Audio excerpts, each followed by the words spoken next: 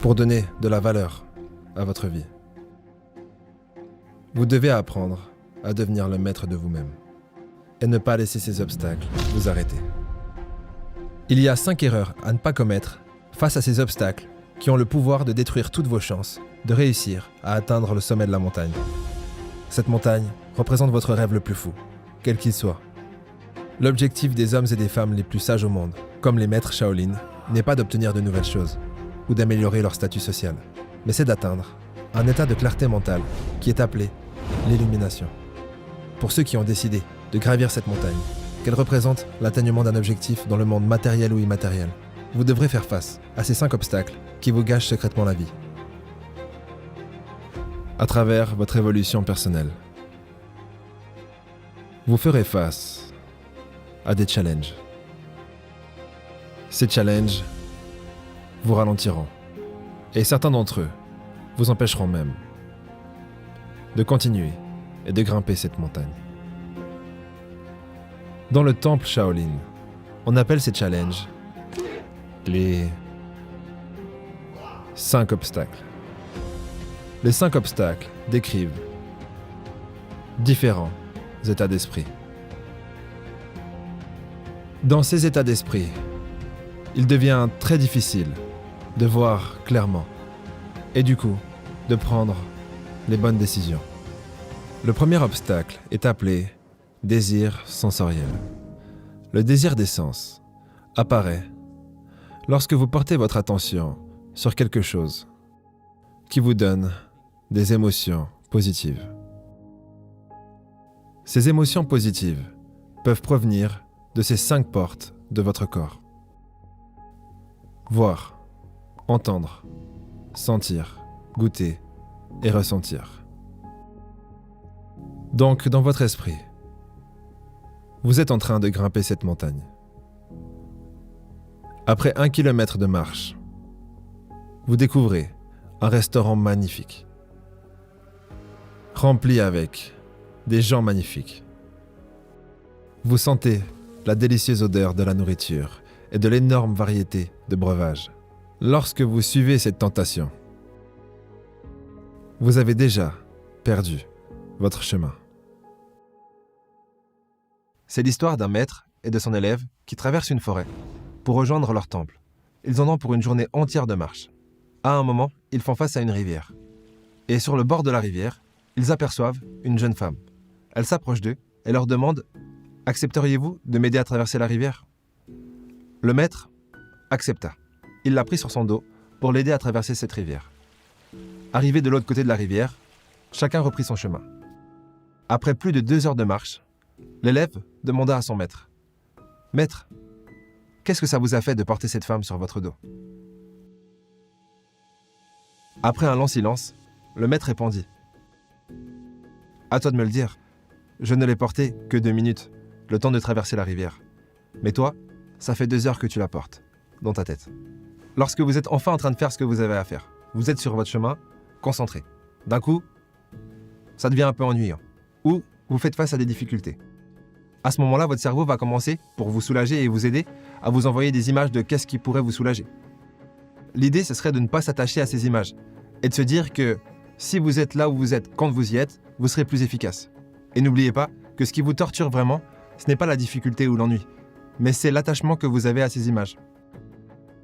Le deuxième obstacle, la mauvaise volonté, décrit par un état d'esprit qui prend naissance dans une émotion négative. Dans cet état d'esprit, vous avez une aversion, un rejet, ou simplement un dégoût contre un objet, une situation, ou même peut-être une personne. Pour simplifier, cela veut dire, vous êtes en train de grimper la montagne et il commence à pleuvoir. Mais vous n'aimez pas la pluie. Vous découvrez que le chemin est caillouteux, mais vous n'aimez pas les chemins caillouteux. Afin de traverser la rivière, vous devrez nager, mais vous n'aimez pas nager. Peu importe ce que vous n'aimez pas, ça ne sera pas un voyage plaisant. à moins que vous appreniez à vous libérer de cette mauvaise foi, même s'il est plus probable que vous ne continuez pas ce voyage. Notre esprit nous joue des tours, et il est souvent responsable des problèmes qu'il prétend vouloir résoudre. Par exemple, le fameux illuminé Osho passait une nuit avec un de ses amis, ou plutôt un de ses disciples, dans un vieux motel piteux. Après environ 15 minutes, l'ami d'Osho lui dit « Osho, Osho, tu dors ?» Et aucune réponse. Osho dormait profondément. Son ami était carrément énervé. Mais comment est-ce qu'il peut dormir avec ces chiens qui aboyaient ? Le motel dans lequel il se trouvait était juste à côté d'une fourrière. Et les chiens n'arrêtaient pas d'aboyer. Son ami était carrément outré. Comment lui peut dormir avec tout ce bruit ? C'est pas possible. Du coup, il l'a réveillé. Il cria plus fort « Osho, Osho, réveille-toi !» Osho se réveille et son ami lui dit « Mais comment est-ce que tu fais pour dormir avec tous ces chiens qui aboient ?» Osho répondit « Ce n'est pas les chiens qui aboient qui t'empêchent de t'endormir, mais c'est le fait que tu aies créé un contrat mental que tu ne pourrais pas dormir tant que ces chiens n'arrêtent pas d'aboyer. » C'est une métaphore pour dire que très souvent dans la vie, le problème n'est pas extérieur, mais intérieur. Et lorsque vous faites face à des tâches que vous ne voulez pas faire, ou à quoi que ce soit qui vous dérange, rappelez-vous que c'est sûrement de la mauvaise volonté, et que c'est un phénomène naturel qui essaye sournoisement de vous piéger. Donc, ne vous laissez pas avoir. Le troisième obstacle est à l'origine traduit en tant que sloth et torpa. Sloth veut dire la lourdeur du corps. Torpa veut dire l'ennui de l'esprit. Cela est caractérisé par l'envie de dormir, le manque de motivation, le manque d'énergie. Et très souvent, cela peut se manifester à travers un état de dépression.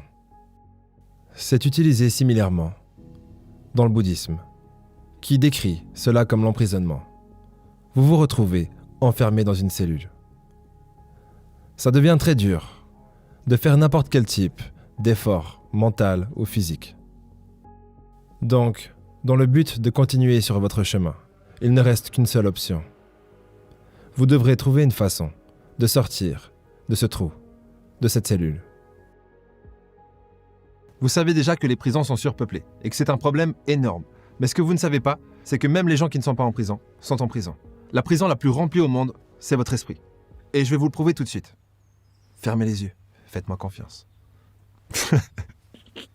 Non, faites jamais ça d'ailleurs. Si quelqu'un vous dit de le faire, faites-le pas. Fermez pas les yeux. Et surtout, n'allez pas ramasser la savonnette. Plus sérieusement, chaque minute que vous passez éveillé, vous est volée. Mais bien sûr, sans que vous vous en rendiez compte. Imaginons que maintenant, je vais penser que ce que j'ai décidé de penser.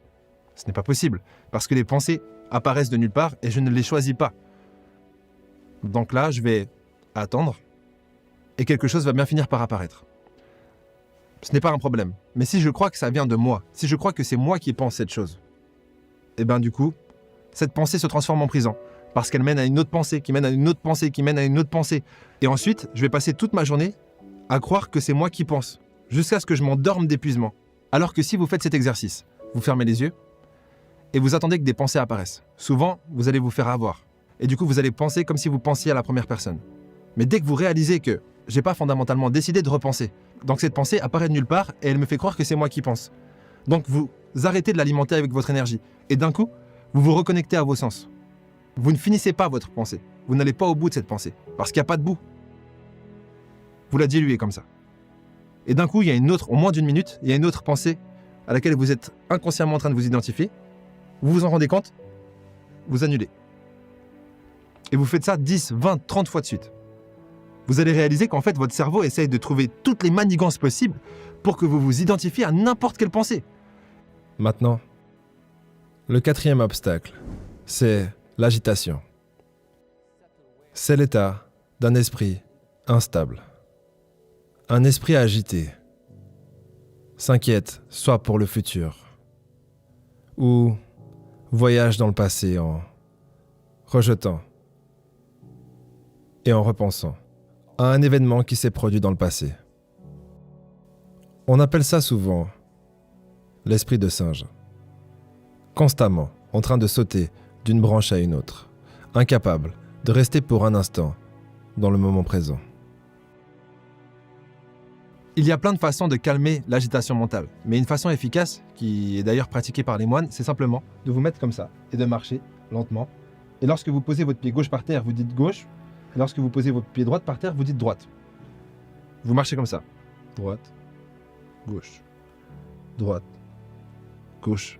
Et ce que vous allez sûrement vous dire en faisant ça, c'est « Ouais, mais là, je perds mon temps à dire droite-gauche. Je pourrais penser des choses un peu plus constructives. » Mais non, en réalité, vous perdez votre temps quand vous pensez en automatique. Vous gagnez du temps à apprendre à faire ça. Parce que lorsque vous devrez faire face à une difficulté ou à une tâche ennuyeuse, mais que vous devez faire, vous serez capable de sortir de ce torrent de pensée automatique pour faire cette tâche. En gros, c'est un entraînement. Maintenant, le dernier obstacle s'appelle le doute. Et c'est très proche d'un état d'esprit qui est basé sur l'indécision. C'est très facile, dans cet état d'esprit, de se perdre dans des pensées. Est-ce que je peux faire ça? Est-ce que c'est le bon chemin? Qu'est-ce que les autres diront? Que se passera-t-il si ou ça? Votre esprit ne peut plus se synchroniser avec vos propres actions. Et le résultat, c'est que vous êtes déconnecté avec le but et l'inspiration que vous vous étiez une fois fixé. Quand le chemin est rempli par trop de pensées, le plus souvent, vous vous arrêterez à la place d'avancer. Il y a un remède très efficace contre le doute et l'indécision. C'est simplement de foncer tête baissée. Parce que lorsque vous pensez sur une pensée d'une pensée, vous êtes carrément fou. Il n'y a plus de substance, il n'y a plus rien à penser. Vous êtes dans le monde des rêves. Par contre, si vous foncez tête baissée et que ça se passe mal, eh bien maintenant vous avez quelque chose sur quoi penser. Et vous allez pouvoir, du coup, affiner votre stratégie. Vous aurez besoin de vous aligner et de structurer votre vie d'une façon qui permettra d'empêcher ces obstacles d'apparaître. Si vous n'y arrivez pas, vous devrez utiliser des techniques pour vous en libérer. Pour donner du sens à votre vie. Pour donner de la valeur à votre vie. Vous devez apprendre à devenir le maître de vous-même et ne pas laisser ces obstacles vous arrêter. Si certains d'entre vous choisissent de grimper la voie de la clarté, je serai très heureux de vous rencontrer au sommet. J'espère que cette vidéo vous a plu. Si c'est le cas, n'oubliez pas de lâcher un petit pouce bleu, ça fait toujours plaisir. Et de vous abonner. D'ailleurs, vous avez été plus de 20 000 à vous abonner ce dernier mois. Merci du fond du cœur. Et moi, je vous dis au prochain épisode.